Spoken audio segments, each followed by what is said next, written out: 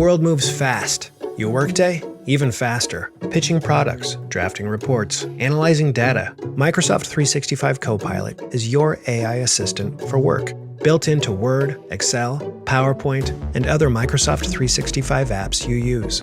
Helping you quickly write, analyze, create, and summarize. So you can cut through clutter and clear a path to your best work. Learn more at Microsoft.com/M365 Copilot. TaxAct is here anytime you want to easily file your taxes. TaxAct is here for the early birds who like to knock them out as soon as the season opens. And for the procrastinators who like to wait until the very last minute. TaxAct is also here for the middlers who file right in the middle of tax season. No one ever talks about the middlers, but TaxAct sees you, and TaxAct respects you. TaxAct, let's get them over with.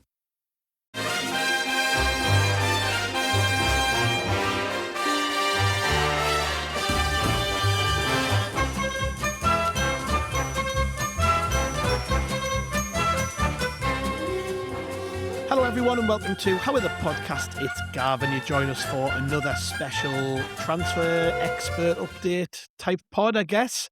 And it's an old friend of ours who joins us today to chat all about a player who I'm presuming not many Sunderland fans will know about.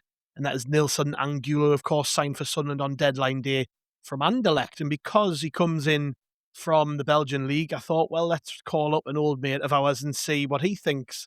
I'm joined today by Elijah Michiels. Hello, mate. Hello. How you doing? I'm very good. Long time no speak. It's been a while. Yes. I didn't expect us to be here until the last day of the window. So it's always great to be back. Sunderland fans are always hyped when they see on Twitter that I post something about Belgian players when they join them. So yeah. Absolutely. Yeah. We did chat, of course, in the summer about Chemsdine, Talbi and Noah Sadiki. And if people want to dig those out, they might make for quite interesting listens for people now in hindsight, because we've actually got to see quite a bit of those players. But just quickly before we dive into the Nilson Angulo stuff, what do you make of the impact they've had at Sunderland? Because both men have obviously hit the ground running and performed brilliantly in the Premier League. Yeah, like Sadiki, I was not like surprised that he will get some time. Like I was very happy. Even Sunderland fans are like saying 80% is water and the rest is covered by Sadiki. So he's very excellent. Like I said, he's gonna win duels. He's gonna fight for the badge. Like if you saw that the Newcastle against Sunderland derby, like he was hyped, winning everything duels. Talbi, I was expecting that he was gonna little bit like have ups and downs. Like he would not be consistent. But after he scored a winner against Chelsea, against my favorite club, I was like, damn, yeah, it's painful, but at least the deals are going well. Like it's not struggling. Like it's very good. I like very happy also that the Belgian league is also recognized for Sunderland also. So yeah. Yeah, it's I guess for the Belgian league, it's a feather in the cap, because players are able to make that transition fairly easily from playing in what isn't considered as one of the top leagues in Europe, just that rung below. Yes. You know, you've got kind of the Premier League, the Bundesliga, Ligue 1, Serie A, La Liga. You know, those are considered the big leagues, but there is a tier just below there, and that's where Sunderland are looking to exploit, I guess. Because I mean, as we're about to get into in a minute, Nilson Angulo is the third player to join since the summer from that league. So clearly, it's a league that we're looking at very closely, and I imagine for you, it's great to see players that you watch all the time making that step up. Yes, people would expect like I said that it's going to be a big step from the Belgian league to the Premier League. So they will say like, yeah, he's not going to fit well, or he will need some time, and they don't want to need some time. They want a quickly replacement. But like you said, the Belgian league is very good for teams like Sunderland for low money. Then if they do well, they're gonna sell it for a little bit high also. So yeah, it's very good. And also like the Belgian league is also very physical. It's getting more physical and physical. So it's good for the Premier League to adapt quickly in those battles. Yeah, I guess while we're on the subject, just to pick your brains, is there anybody at the minute who should be on Sunderland's radar that we haven't maybe heard of? No, we're obviously looking at the Belgian league for a certain profile of player. You know, young players who are physically adaptable, exciting. you look at Talbi, you look at Angulo, who again we're going to talk about in a minute. Sadiki, physically very capable, quick players, adaptable. So is there anybody we should be looking at maybe ahead of the summer even? Are there any players who come to mind? I would say like maybe the striker position, maybe Promise David. Very physical one, the same like Brobby, but a little bit better finisher. Um, but I don't have really a good thing because I cannot imagine myself right now, maybe with Sunderland moving in the summer, maybe when Sadiki goes to a big move at top 6, maybe in Onyedika or Stankovic from Club Brugge. It's it's really hard for me now to imagine because I'm also thinking 5 steps ahead what Sunderland will do in the business. So that's why. But I would say maybe Promise David for a striker position. Very good physical one, lost physical battles, good finisher also. So maybe that's one on the radar. Maybe in the summer, here we go, Fabrizio. Yeah, then I'll be Well, back here. and a player obviously who will be well known to Noah Sadiki, played with him at Union Saint Joa. So Yes. and of course probably somebody who I imagine will have a couple of appearances in the World Cup, given it's been held in Canada. So yeah, Promise David's on the Yeah. radar, I guess. Let's see where that one goes. But yeah, we are of course here today to talk about Nilson Angulo, and I've got to be honest with you, Elijah, I had never heard of this guy, but that doesn't necessarily mean that he's not a great player, because Sunderland seem to like to spring these surprises and bring in these players who we never heard of. But what can you tell us about his journey from, I guess, from Ecuador into Belgium and through the youth team at Anderlecht up to the first team? Like, how quickly has all of that happened? Did he adapt pretty well? Like, what can you tell us about that journey? To be fair, first when he joined Anderlecht, he played mostly at the B team, like in the second division, the Futures. He was struggling also a little bit with adaptability, like a new lifestyle, everything. So it took him very long to break through the first team. Like I said, his lifestyle adaptability was also hard. Also, like his attitudes, he was very aggressive, like loves fighting or everything. But then last season, he break through very surprisingly. Like he changed his attitude, be more consistent. Also with the new trainers that he had, like Hubert, really loved him. He was like a wide creator. First, he was like a runner without a head. He was like running down everything quick, quick, quick. But now he's like an excellent wide creator. Loves a 1v1. He's not like a type of a shooter, a winger that likes to shoot, but more like to create crosses, passes to the wings. He played also a little bit on the right, on the left. So yeah, he's like more wide creator instead of like a runner or like a shooter. And one of the things which is certainly not escaped the attention of us or the Sunderland fans is that his defensive numbers are so good. I think that's possibly a big Yes. reason why we've targeted him, because our coach Reggie Slibreese loves hard working wide players and loves these wingers not only to be able to create, as you just said, but also defend well when we don't have the ball. So is that a big feature of his game, would you say, that he is so hard working? Yes, he's a very hardworking, but also he played also as a wingback before. Like they played with the 3 at the back, so like he played at a wingback. But he's a really good like defensive. Like he tracked back well. Like I said, he changed his mind, being more consistent, more tracking back. Because at the B team, he was like playing more attacking and didn't care about the defense. But at the first team, he's like tracking back, hardworking, fighting, everything. So that's also a very shocked, because when I saw the data about his defensive number, I was like in shock. That was like so high. Do you think that's possibly why he sprung up on our radar then? The data, because data is a big thing in Yes. football now, right? I mean, Yes. in what you do with your video scouting analysis and things, I imagine you look very closely at things like that. And for a team like Sunderland in the Premier League, um, we're not talking about a player here who we've seen play at Premier League level every week. So there must be something in the underlying data that makes him stand out. Yes, his data stands out defensively, but also like he's creating chances. Like, and that's also one thing that Sunderland really like, is creating chances on low blocks, mid blocks, and that's what Anderlecht also play, low mid block. So that's the thing that stands out. His crossing also, his assistance per games. So yeah, that's the thing. Data is, in this type of football era, is very important in my opinion. Yeah, and I guess I've seen some video of him. Obviously, I haven't seen him play in the flesh yet.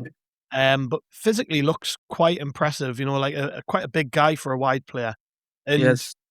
speaking of Ecuador, he reminds me a little bit of Antonio Valencia.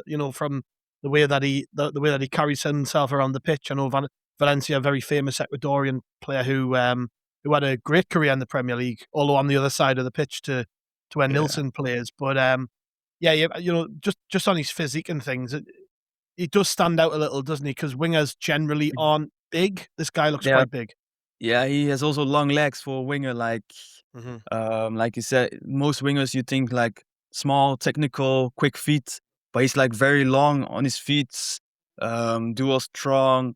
He's not like a type of player that's, like I said, like to shoot, but he's more like enjoyable off his seat. He will do some silly tricks sometimes, trying everything. Like he did also in the Belgian league. He will do some, like in a minute 30, like doing a trick, something, everything. Want to enjoy or tease the defenders, that type of player. Who would you say reminds you of as a player? Like if there's somebody out there, maybe obviously he doesn't have to be quite as good as them at this stage, but Mm. is there a player No. out there who comes to mind who is a similar profile that our listeners might have heard of? Maybe a Premier League player or something like that? I would say I would be careful, but a very, very young Riyad Mahrez. Not that Right. fast, not that slow, but technically same style of play. Like doesn't run behind, likes to get the ball on his feet and do some tricks or create some chances. That's the first thing that really comes to mind. Like also Mahrez was also like not that type of winger, like fast everything, but more like a technical creator wise. Mhm. What sort of character is he? Like what kind of personality has he got? You mentioned there he took a little while to settle in, which is understandable because for a young player moving from South America to Europe, that's a big deal. Um, but like as a character, what's he like? Is there any sort of hint of what kind of personality he is? Yeah, he's a very fun guy. He's a very fun guy. I see some clips on his, when they go to a winter stage, like going to everything. He's like playing music, being fun. Um, like I said, he's like a joke man there. I have some people that works at Anderlecht there also, so he's very fun. He's very chill. Makes jokes with people, makes fun also. So it's like I said, he's not like a shy, antisocial. He likes to be in the group, know, chat with everybody. So yeah, and I think also with the Spanish people that speaking a little bit at Sunderland, he will quickly adapt. I know Yeah. that. It's been noted as well, he is a very, good friend of Noah Sadiki, who when you talk about life and soul of the party and being fun, Yes. Yeah. you're kinda describing Noah Sadiki there, so Mhm. you can maybe see why they would be good friends, but they came through the youth team at Anderlecht together, didn't they? And not really. He played 1 year together with the B team, little Yeah, bit B team. So I think they know each other well, but not so like talking. I think also Sadiki was in and out because he had some issues with the first team because he didn't play a lot of minutes. So he went to the rival side. So yeah, so but there is a pre-existing relationship there, which is, yes. I guess, gonna help him to settle in at Sunderland, isn't it? Mhm. Um, Yeah. in terms of this season, the current season we're in now, um I mean, again, I don't have loads of data to hand, but it looks like this has been kind of a breakthrough year for Nilsson. He's really established himself with Anderlecht. He's started scoring goals, creating goals. I think I've seen something, something like 13 goal contributions across the Yeah. season so far in 22 appearances in the league. So, um, I guess he has then, hasn't he? He's really broken through this season. Yes, it is really his best season also, but also like one of the key players of Anderlecht this season has been very bad. Like also the coach got sacked, everything. And I think also because I also like to watch him because he's enjoyable to watch. Also, like he starts scoring goals. Also very important in big matches, like against Anderlecht. I mean against Club Brugge, against Union. He was like only the one in danger. So they like to play on the left side. But like you said, it's like his best season also, and I was like very exciting what he will do like next level because it's also World Cup. So World Cup, so players will know like I have to stand out to be in the World Cup. But 6 goals is like his career high momently. So yeah. What's he changed then? Is it just a case of he's developing quickly, or like what do you think has changed in the last sort of season to really make him step up? Like obviously we're talking about a player who who last season was a regular in the team but didn't score too many goals. This season, he's really stepped that up, becoming an important player. Like, what's changed? I think also changed because of the manager that came in last summer. Right. When Hubert came in, and Hubert loves playing with youth, and he noticed already about him when he was at the B team. So he keep trusting Angulo while people were saying like drop him off, like everything. So he keep trusting him, and he delivered. He played also mostly on the right first when he was on the left normally. So then he played on the left, and he was like very good. So I think the trust and confidence that gave him from the old trainer to be right now here. So yeah, that's the confidence, I think. Where's your playlist taking you? Down the highway? To the mountains? Or just into daydream mode while you're stuck in traffic? With over 4,000 hotels worldwide, Best Western is there to help you make the most of your getaway, wherever that is. Because the only thing better than a great playlist is a great trip. Life's the trip. Make the most of it at Best Western. Book direct and save at bestwestern.com. USAA knows dynamic duos can save the day, like superheroes and sidekicks or auto and home insurance. With USAA, you can bundle your auto and home and save up to 10%. Tap the banner to learn more and get a quote at usaa.com/bundle. Restrictions apply. Every sip of Coca-Cola brings you closer to the excitement of the FIFA World Cup 26.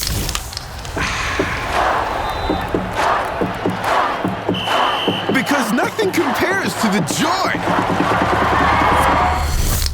So grab a Coke and drink in the FIFA World Cup 26. No purchase necessary. 13 plus in 50 U.S. states and D.C. with a web-enabled device. Ends March 1st with 8 entry periods. Rules at cokeurl.com/soccer rules.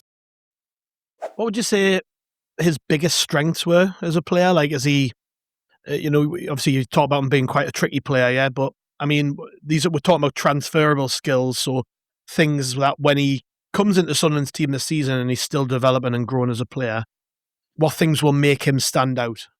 I think his creativity will stand out. Like he can create something out of nothing, create out of small spaces. Also, he's very good under pressure.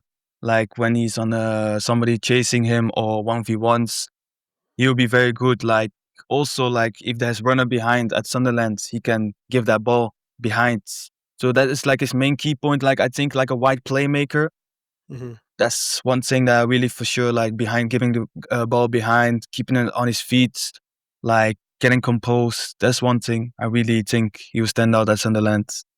He's obviously coming into a team with a lot of quality in it, a lot of top class quality. You think of the players that he's going to be playing with. Granit Xhaka and Enzo Lefebvre in particular, Habib Diarra, Noah Sadiki, of course. So he's coming into a team with a lot of quality. Do you think he'll be able to play at that level immediately, or is he going to take a bit of time to bed in? I think it will be a little bit of time also, like how he will fit in. If you see like Sunderland playing with a back three, like a back five, then I would think he maybe trusted maybe as a wing back because of his defensive work. I will see like it will be a little bit system like Talbi, but I think he's above level of Talbi, in my opinion. So I will see. Yeah, I was going to ask you about that because they're going to be competing for a place in the team. Both being left-sided players, so that should be an interesting little battle, shouldn't it? Yeah, I know you're not. Certainly in the summer, you weren't quite sold yet on Talbi. You think there's quite a lot of room to improve there. He's just coming into the team now because, he took a little while to settle in. I know he got those early goals, but then there was obviously AFCON and he didn't play really in AFCON. So now he's came back. Started the game against Burnley on Monday, and I don't know if you saw the goal that he scored, but it was probably one of the goals of the season. So Talbi knows this guy's coming in, so it's going to be an interesting battle between them two. I think it will be like a friendly battle. I think the two knows each other well from the league, but I think it's also good for Sunderland to have two great players to compete for one position. Like. Talbi, like I said, he needs to be adaptability, like knows everything well, but now he's doing very well. Like I think the same from Angulo, he needs to know his place first. And also, like I said, like maybe he will play as a wing back, maybe he will play more further up. So I don't know yet. Yeah. What would you say is what area of his game needs the most work? Like you've talked quite a lot about what he's good at, but obviously he's a young player, he needs to improve. So, if you're going to point to some obvious areas of weakness, what would they be?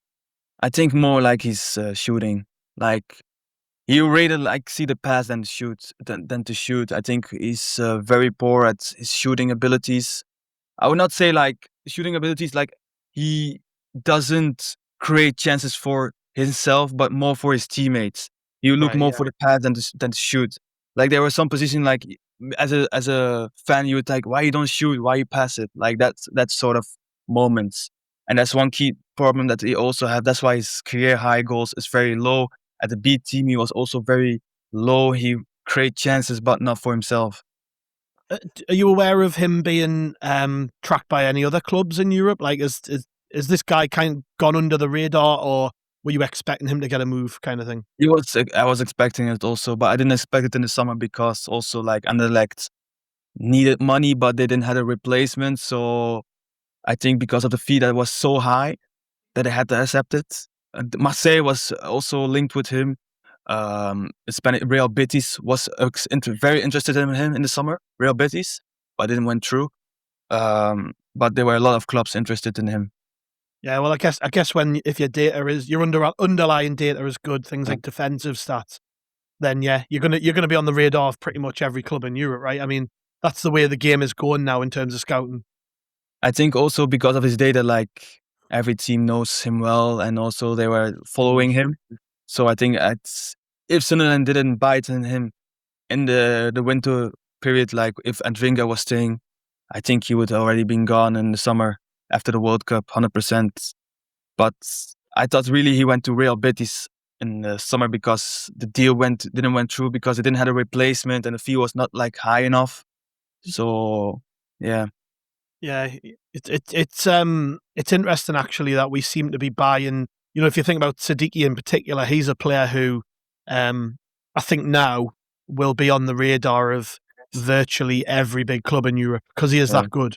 Mhm. But Sunderland are taking gambles on these young guys before the big clubs kind of trust them enough to say, right, okay, it's now time to try and make a move for this player, right? So it does. I don't know if you agree or not, but it does feel like, especially with Sadiki, Talbi, Angulo, that maybe Sunderland are just getting in that little bit earlier than some other clubs would if they had the opportunity to. It's a lot of money still to commit, isn't it? I know £17.5 million doesn't seem like much in the grand scale of things, but it probably is for a player who was probably considered a bit of a gamble. Would that be fair?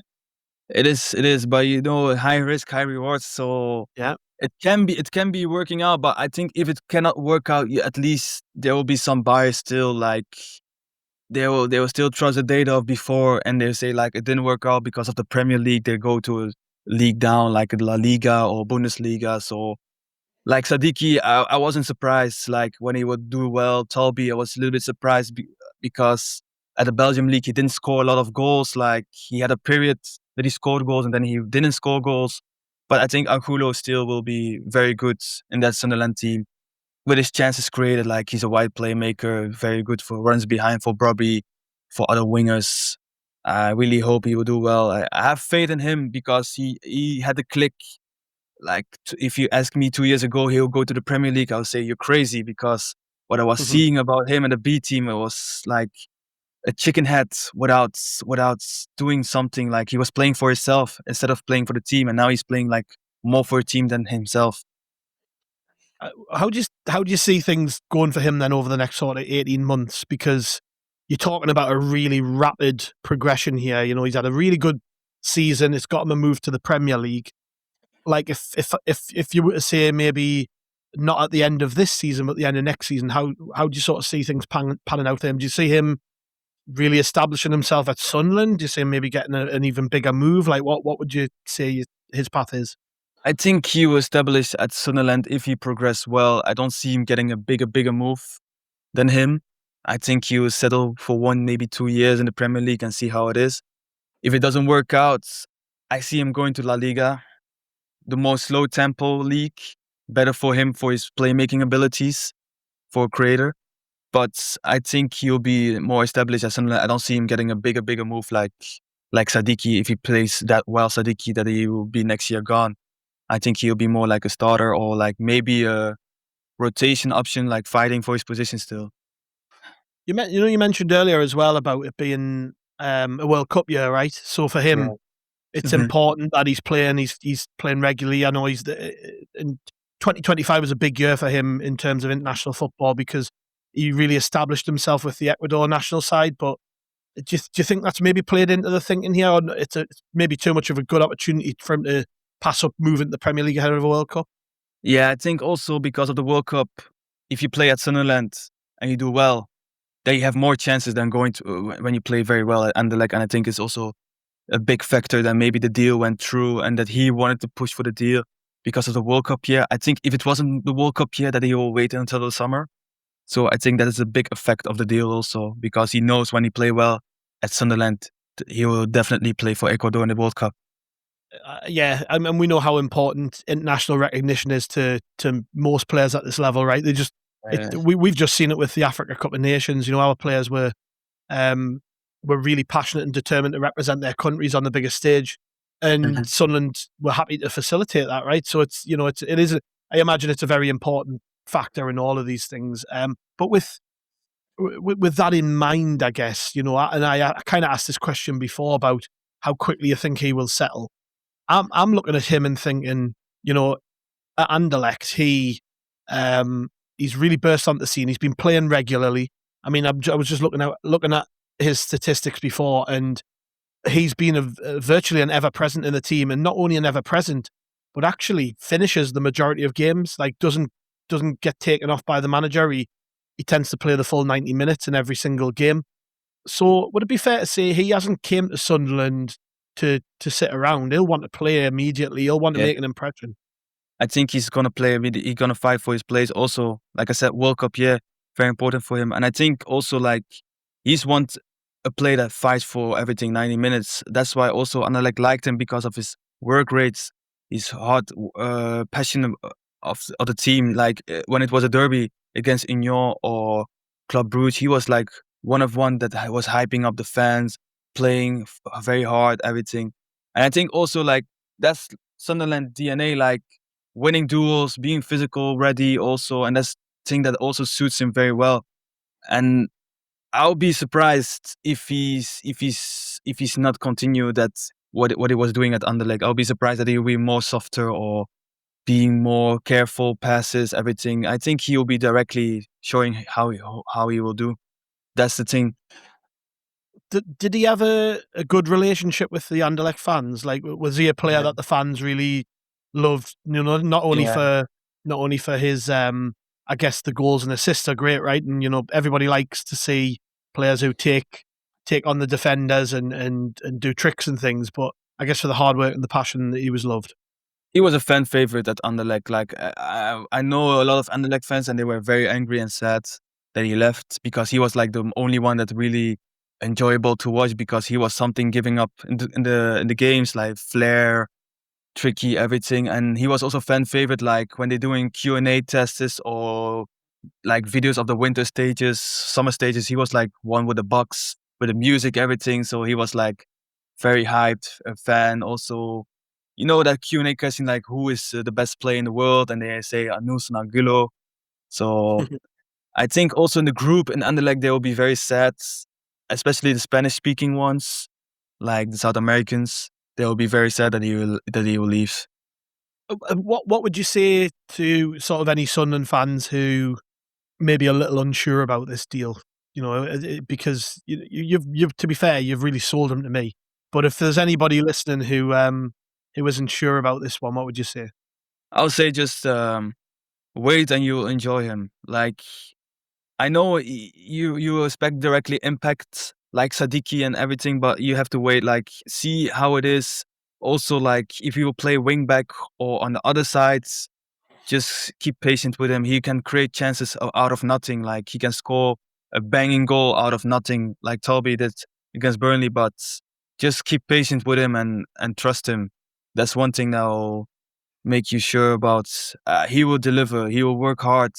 He will play for the badge. Everything. He's a type of player that doesn't like to lose duels.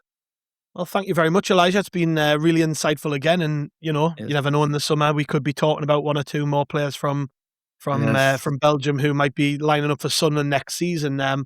Just quickly before you go, I guess, where can people find your stuff, on the social media and things if they do want to keep track with what's going on in Belgium? It might be a good thing for Sunderland fans to do, right? Given we seem to be spending so much money there.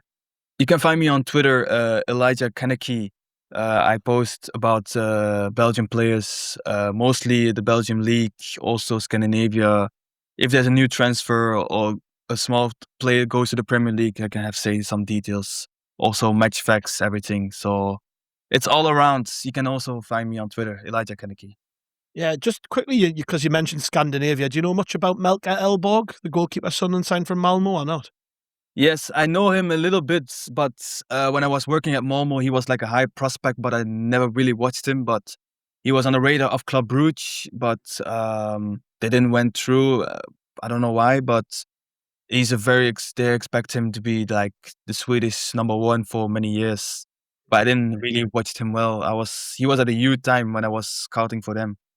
Yeah, we actually spoke to a guy who is the goalkeeper coach there at Malmo, and he was on the podcast earlier in the week, and yeah, spoke really glowingly of him. So I'm quite excited to see what all of these new players can do for Sunderland. But thank you very much, Elijah. It's been an absolute pleasure. Always pleasure to be here. Always. Yeah, and thanks to the listeners. Thank you very much for joining us. We'll be back with another show tomorrow. So make sure you get subscribed to Howie the Podcast if you're not already. That just leaves me to say thank you very much. We'll see you on the next one.